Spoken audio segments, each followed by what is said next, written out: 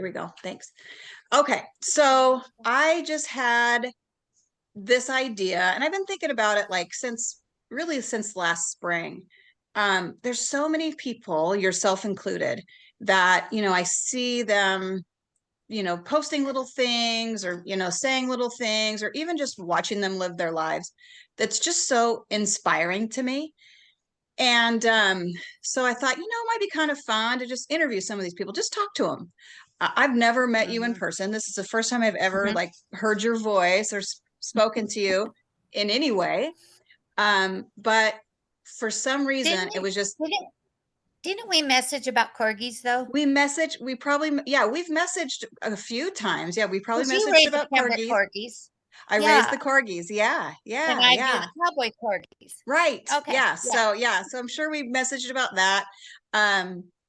But for whatever reason, I wanted you to be the first person that I talked to that I did this with. It just has been on my heart. Like you were when I thought about, okay, well, who could I talk to? Like who are some people that I could talk to and kind of interview? You popped up first thing in my mind. Even though I've never met you before, I know we have tons of mutual friends. So my goal is to just sort of talk to and interview, but just to have conversations with people that that are kind of gritty.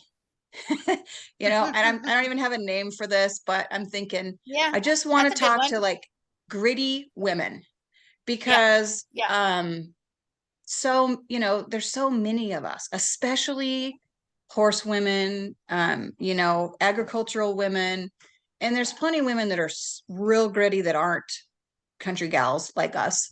But there's just a whole bunch of us, and a lot of times, just as a nature, I think of how women sort of are, we're just hanging back and we're just doing our thing, and we don't, like we're moms, we're sisters, we're wives, we're these things, and we're not in the limelight, and no one necessarily sees that or notices that. I think they see it and they notice it, but it doesn't go acknowledged.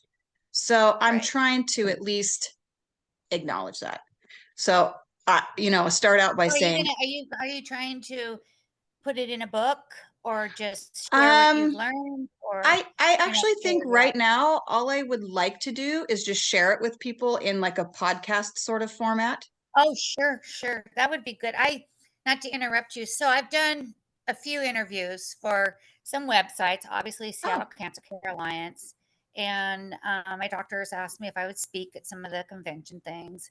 And, but I do touch the audience most of my peers, like you and I. We have that link of average, hardworking, just how, like I just retired after 19 years at the Palisades School. And I think about how busy I am now and say to myself, how did I do it all? Yeah. And go to work. And 10 years of it was fighting cancer, still doing it.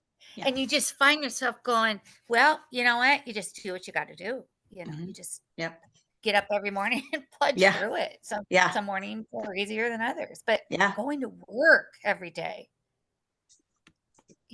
And keeping everything. Right. And it struck me that you said, just average everyday people.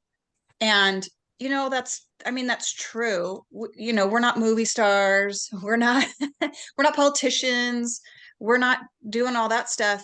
But the people I know and the people that are on my heart and in my mind to interview or talk to about this, I don't even really like the word interview, but to talk to have conversations with, there's nothing average about them. There's nothing average about you, and that's why I'm just like, I have to talk to her. And when I hear that, I just go, what? I know. I don't even, what, me? I mean, and you feel it so much. I was talking to a friend yesterday or the day before about, in barrel racing, in competition, when you're on that winning horse, everybody's calling you, everybody's wanting lessons, everybody's running to your door because you're winning.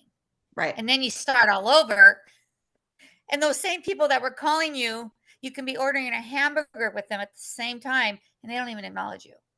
Yeah. And that's a hard pill to swallow. Yeah. Although I get it because I Yeah. see it all the time. Yeah. Right. Yeah. Yeah. Yeah. But And I mean, you'll thank have you for people. saying that because I feel like, honestly, most of the times I feel like I've shrunk. Uh, Again, so much of it goes to competition with running barrels, and Sure. I've been, I used to be so tough and confident, and now I'm on this horse who I raised and trained, and oh my gosh, he rattles my cage.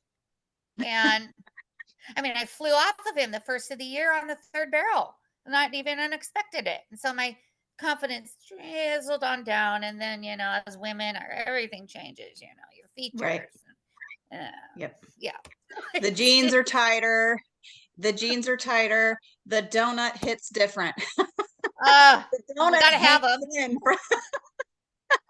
But eat the donut, like whatever. If you're in good enough shape that you do the things you want to do, like the vanity parts kind of got It is taken what a it back is. seat. Yeah, Yeah. yeah.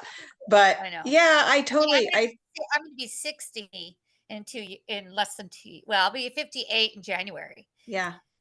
What? Yeah, I know. I'm When hitting that the big 50 this year, and I'm just like, how is that? Because I'm like 20. I don't get it. right. Our brains do not catch up with that age. Yeah, I go to do something outside. Like I went to stack some hay, and I was like, Oh, this is hard. I am so tired. My back hurts. yeah. Can't do it all anymore. No. Can't. Yep. Yeah. Yeah. But yeah, so no, I totally get that. And I am kind of in the middle of that too. Do you ever think back and you kind of look back at your 20-year-old self or even your 30 or 35-year-old self Yeah. and you think, I'm not that person. It's so strange to me.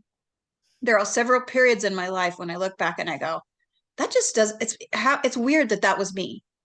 I Yeah. just seem so far removed from that person. And, it's kind of the same thing. Like I was a teenager and, and I was raised with horses and, we had a little backyard stud and we raised some pretty nice little horses and, started a few colts and went and worked on a ranch up in Inchelium and was starting colts for them.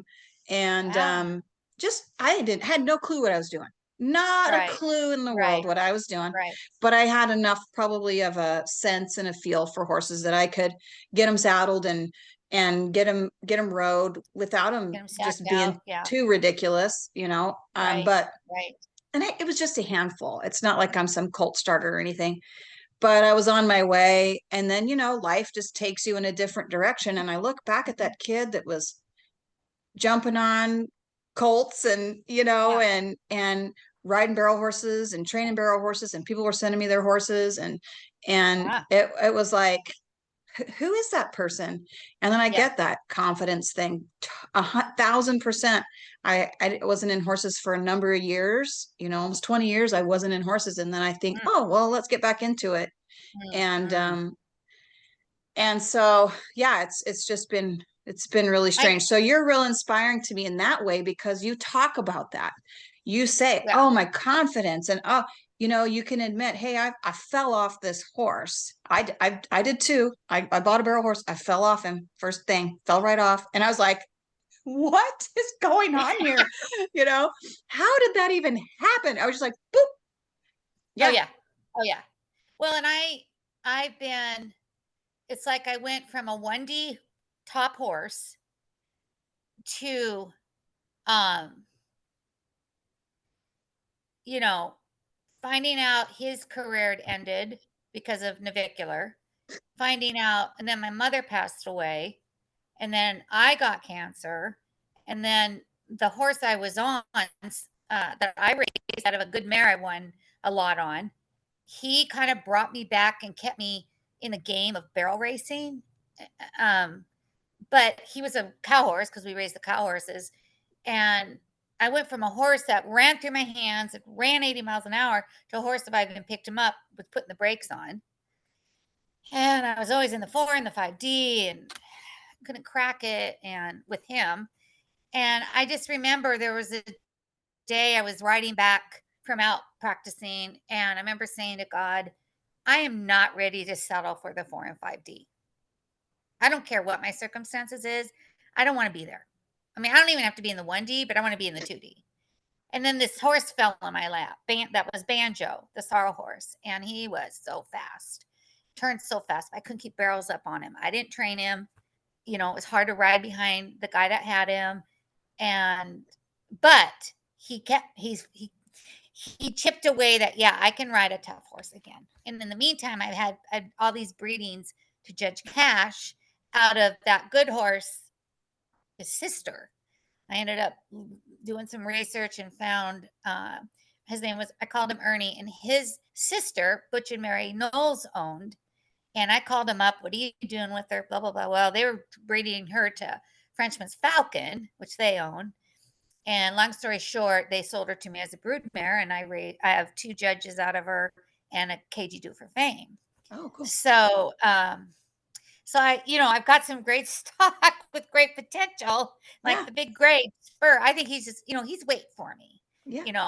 but him and I are, he's unseated me here at home so much that, and he can do it in the catch pen at the barrel races. He'll walk in flat-footed like he's half dead, and then boom, he just with unexpectedly jumps in the air and spins around, and he does that at home, and I'm like already kind of nervous, so he's been good for me, but yet he took my confidence down. But now we're bringing it back together.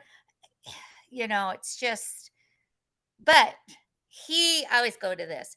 He was born right when I was diagnosed.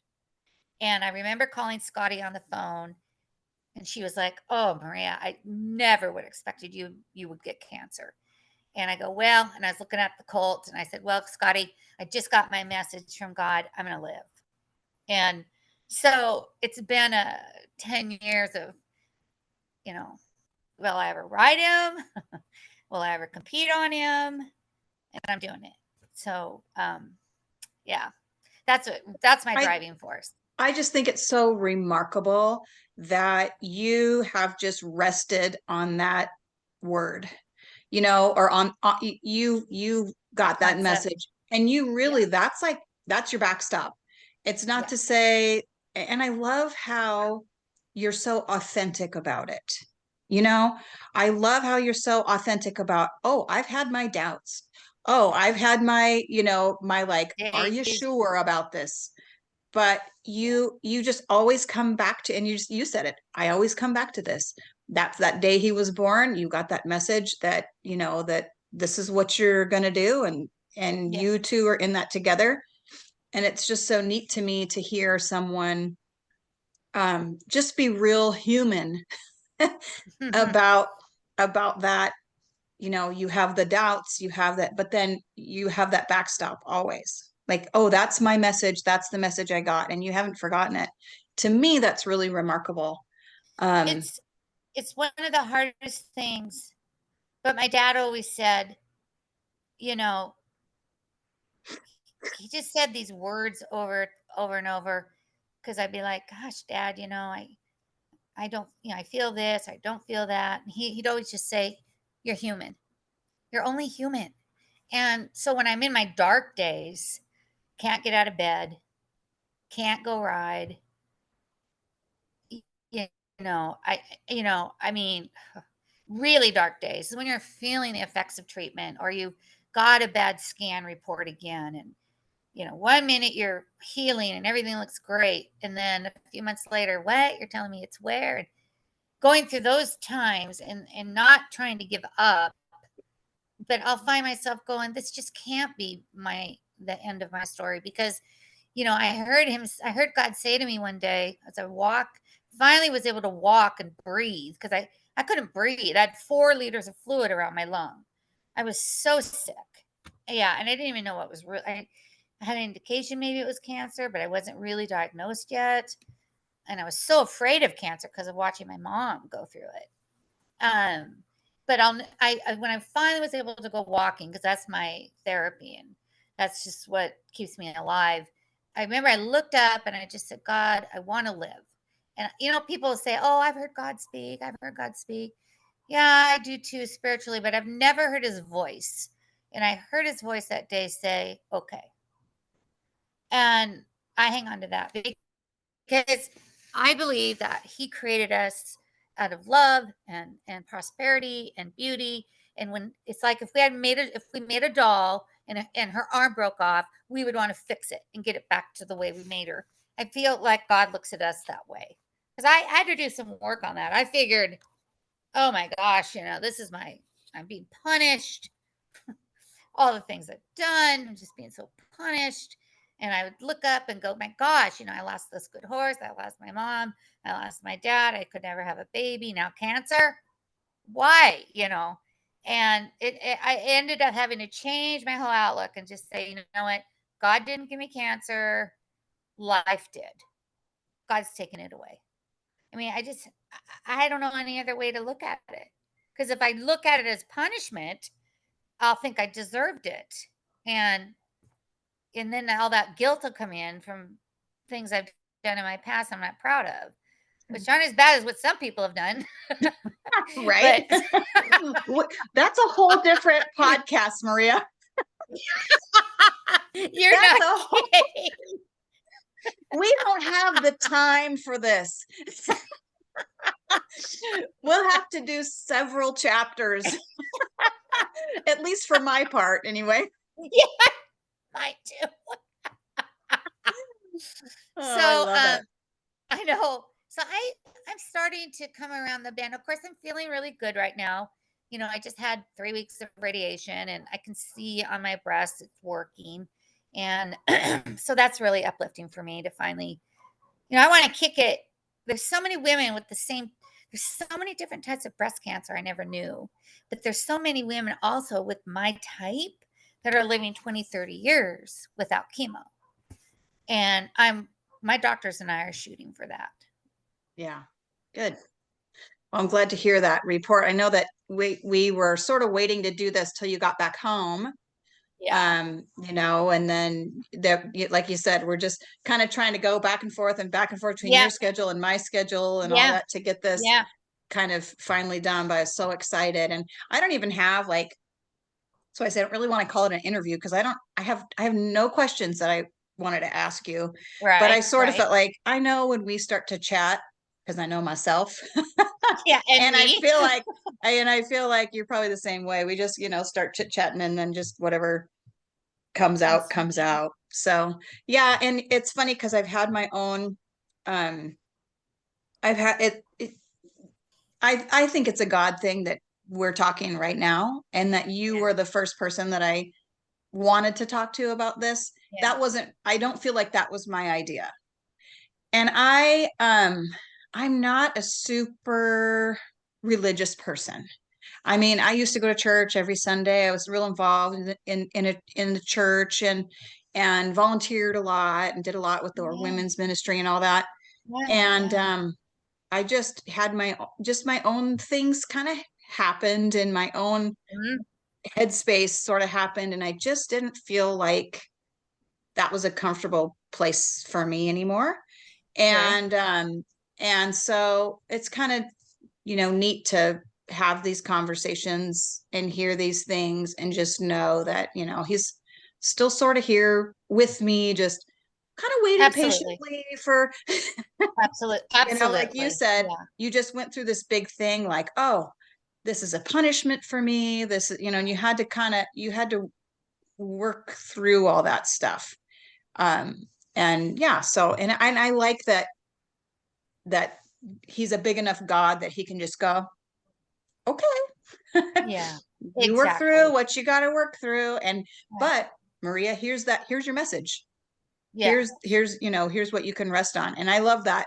I just love to hear that story from you. And I like to tell people, like, my brother's having a tough time right now with career and feeling down about himself. And we were raised Catholic, Italian Catholics. And when I was over there talking to him a couple of weeks ago, he's like, I've been saying the rosary every day. And I said, Pete, just do what you can do and just know he's not going to leave you.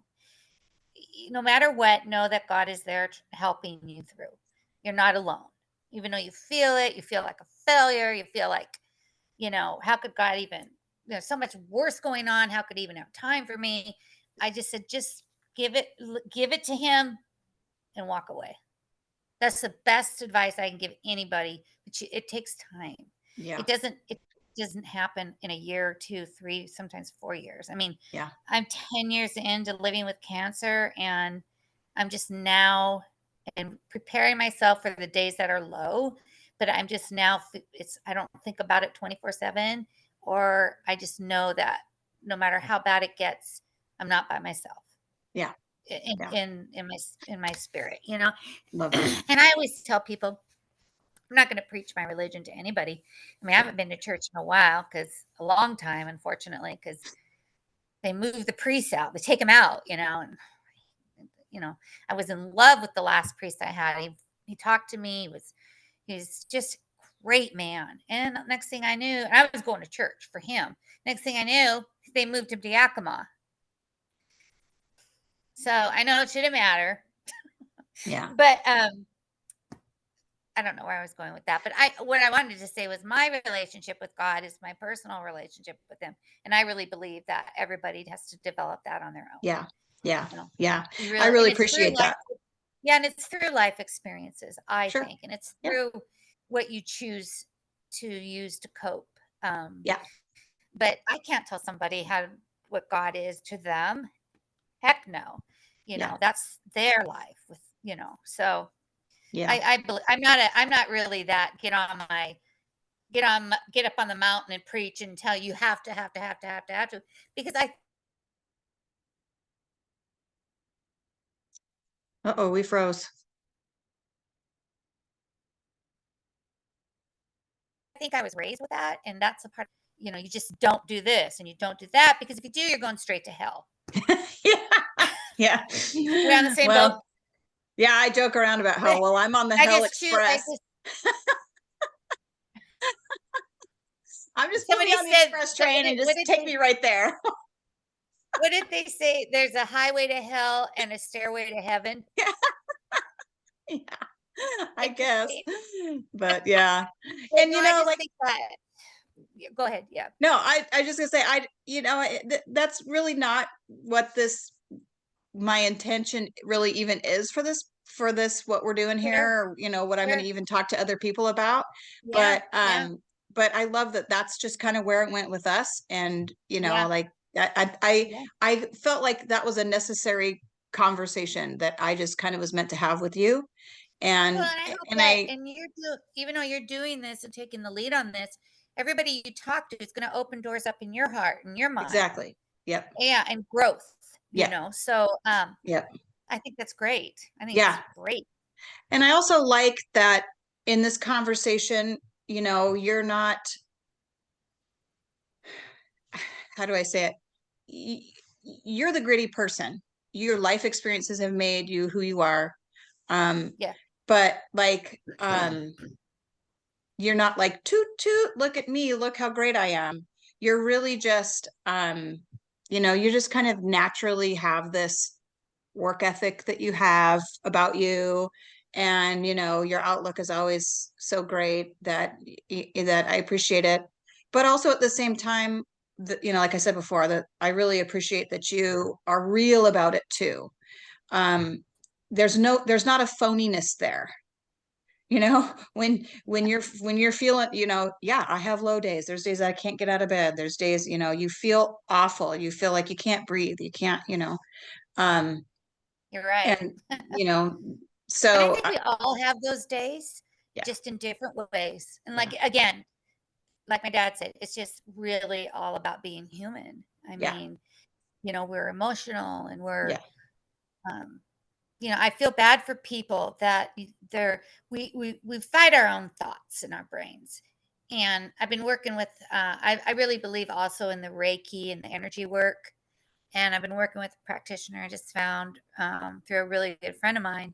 And she just can't make that stuff up. I got into body talk and body work through the horses. hmm And, what I saw with my own eyes at clinics and stuff I went to, you can't. Animals are in no way, you know, they're responding to this, and I can't even find the words to describe it because it's so amazing. And but the process of our thoughts, we always go dark. We always go fear, doubt. Um, I think even the most successful people do. And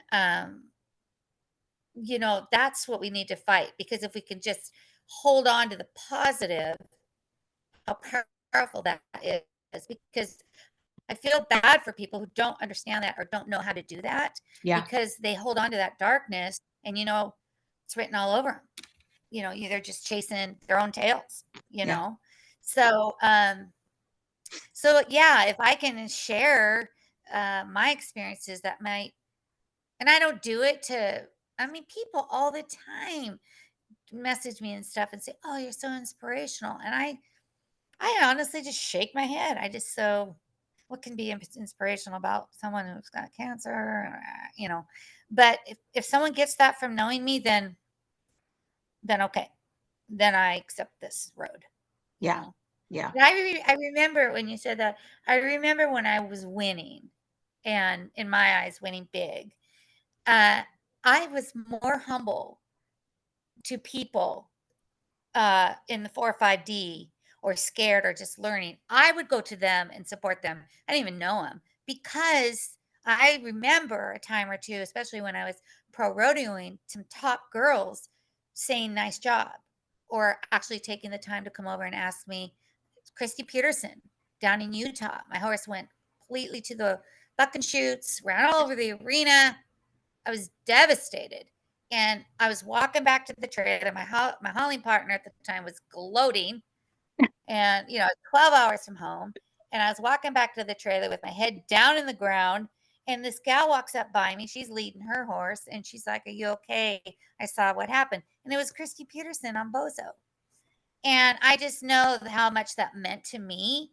So when I was in a higher state of competition and winning, I would smile and, I don't know, encourage those other. I still do, even though I'm kind of down there, second to off fastest. Don't really want to admit it. Hey, it is what it But is. You got to start somewhere. you know, Yeah. but I don't know. I was raised that. I wasn't raised. My dad and mom worked hard for what they got and taught us to work hard for what we want. So it's just the good stock you come from at times. I was blessed that Yeah. way. Yeah. I'm going to pause this because I'm on the cheap free version of Zoom, and it only gives me 40 minutes, and I'm out Oh, of time. So I want to pause this, but can we pick back up in just a couple minutes? Uh, sure. um, yeah, because I want to keep talking to you. Okay. Okay, So that we'll sounds good. we'll we'll come back in just a minute, okay? Okay, so I just leave it the way it is. Yeah, hang tight, and I'll Okay. start it back up.